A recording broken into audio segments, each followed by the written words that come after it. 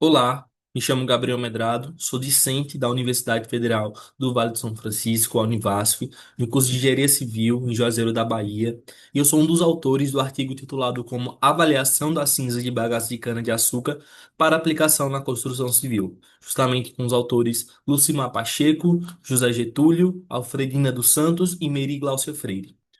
Atualmente, a construção civil tem buscado alternativas sustentáveis para mitigar os impactos ambientais associados à exploração intensiva dos recursos naturais. E a partir dessa premissa, a utilização de resíduos agroindustriais torna-se um dos assuntos mais bem explorados, principalmente na área temática desse artigo, que é a sustentabilidade, desempenho e durabilidade. Trazendo um pouco para o nosso contexto nacional, o setor sucroenergético gera milhões de toneladas anualmente de bagaço de cana-de-açúcar, que é queimado, muitas vezes para resolver o problema de acúmulo de resíduos orgânicos de grande volume, e a partir dessa queima são produzidas a cinza de bagaço de cana-de-açúcar. Essas cinzas apresentam um alto teor de sílica, acima de 60%, e características morfológicas favoráveis e interessantes relacionadas ao seu aproveitamento como material ozonâmico.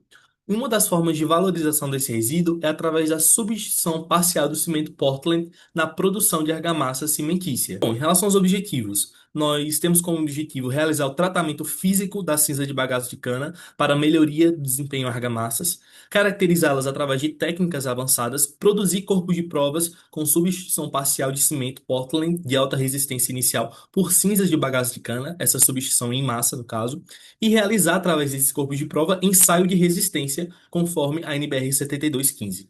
Bom, nós obtemos a cinza através da usina Agrovale e visualmente a gente já pode observar a presença de alguns contaminantes, por exemplo, resíduos carbonáceos, que popularmente chamamos como fuligem. Nós fizemos análise microscópica e nós podemos observar também a presença de grãos de quartzo, de grãos de areia, indicando que essa cinza estava bastante contaminada. Então, diante disso, o processo físico que a gente considerou mais adequado para obter essas cinzas de forma mais homogênea seria o peneiramento, para que a gente pudesse se livrar o máximo que a gente conseguisse dessas impurezas. Cogitou-se em utilizar o moinho, fazer a moagem. No entanto, caso a gente utilizasse o moinho, as impurezas continuariam ali, só que com uma granulometria menor. Então, por a gente querer se livrar dessas impurezas, a gente realizou o peneiramento através de um agitador mecânico utilizando peneiras com malha de 300, 150 e 75 micrômetros para atingir uma granulometria final de 75 micrômetros. Nós fizemos a calcinação, a cinza foi calcinada a 600 graus por 4 horas, teve uma redução de massa muito pequena, de apenas 3%, e uma mudança de coloração associada à queima do carbono residual. A partir de todo esse processo, nós obtivemos três tipos de amostras: a cinza bruta CB, cinza peneirada CP e a cinza peneirada e calcinada CPC, e elas foram submetidas às seguintes caracterizações: fluorescência de raio-x, difração de raio-x, microscopia eletrônica de varredura, espectroscopia no infravermelho e termogravimetria e análise térmica diferencial. A etapa final foi a preparação dos corpos de prova. Nós seguimos a NBR 7215 e nós produzimos dois tipos de corpos de prova.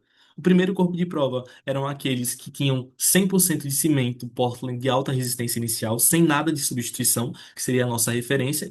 E o segundo corpo de prova seriam aqueles com a substituição parcial de 10% em massa por CPC, a cinza peneirada e calcinada. E por que a gente utilizou a CPC? A gente vai entender quando eu falar sobre os resultados. E aqui nós temos a imagem do rompimento.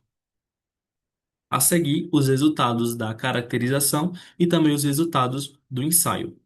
Bom, a cinza bruta e a cinza peneirada foram submetidas à espectroscopia no infravermelho, e a gente pôde observar grandes diferenças entre elas, uma vez que a cinza bruta apresentou alta transmitância em toda a faixa analisada, justamente devido à sua heterogeneidade e à presença de impurezas, que fez com que a gente não conseguisse observar essas bandas. Já a cinza peneirada, que teve essa retenção de impureza anteriormente, exibiu bandas características em 1100 e 750, que indica vibração de sílica e também de redes silicatas. Dando continuidade, para determinar a temperatura ideal de calcinação, foi realizada a análise térmica prévia da amostra da cinza peneirada, indicando que a decomposição térmica aconteceu em três estágios distintos, sendo o estágio que contempla de 200 a 600 graus, onde houve uma diminuição de massa mais expressiva, de 5 a 8%. E a análise térmica diferencial, também apresentado nessa figura, confirmou os eventos observados no TGA, pois os picos máximos dessa análise aconteceram entre 300 e 500 graus. Então, a partir dessas informações, a gente definiu que a temperatura de calcinação seria de 600 graus Celsius, que seria o limite onde acontece a perda de massa mais expressiva, que é na faixa de 200 a 600 graus, com o objetivo de aumentar a fase amorfa, que favorece a reação pozolânica e também contribui para o melhor desempenho da argamassa produzida. Na tabela a seguir, nós temos os resultados da análise por fluorescência de raio-x, realizada com o objetivo de determinar a composição elementar das amostras, das 3 amostras de cinza de bagaço de cana. Já era de se esperar o grande teor de silício, justamente devido à grande quantidade de sílica presentes nas cinzas. No entanto, destaca-se que a reatividade depende apenas da fração amorfa da sílica, e não do teor total, já que a fase cristalina apresenta baixa atividade. Uma coisa importante que a gente observou aqui também é uma leve redução no teor de silício após o peneiramento, que pode estar associado à remoção da areia. E outra coisa é que os teores, as concentrações não diminuíram muito após a calcinação, justamente porque a perda ao fogo foi bem baixa, foi de 3%. E por fim, em concentrações menores, a gente tem o alumínio e enxofre, que tanto pode estar aí por conta de contaminação do próprio bagaço, ou até devido à absorção natural pela planta a partir do solo no decorrer do seu crescimento.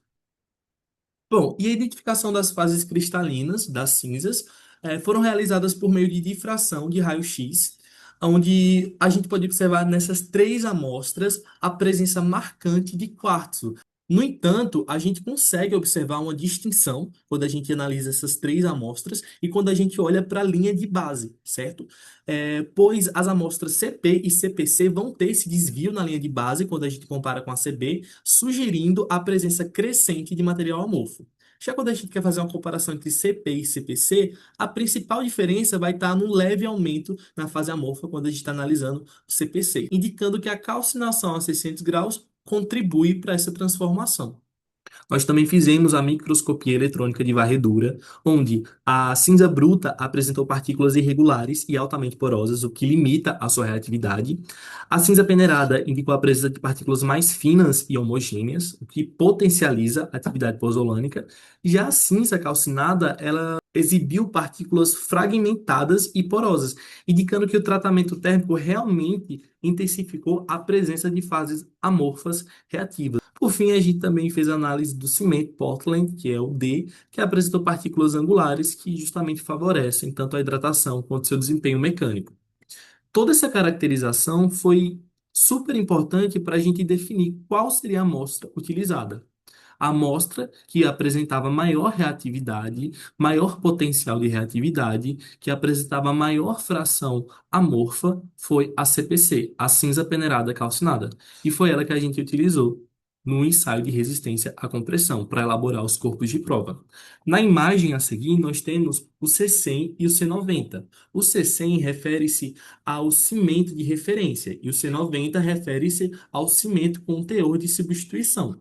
Nos primeiros 7 dias, a gente pode observar que houve uma diferença significativa entre o C100 e o C90. Já quando a gente analisa os 28 dias, a diferença foi muito pequena. O cimento C100 de referência teve a resistência de 36,41 MPa. Já o C90 obteve resistência de 35,38 MPa.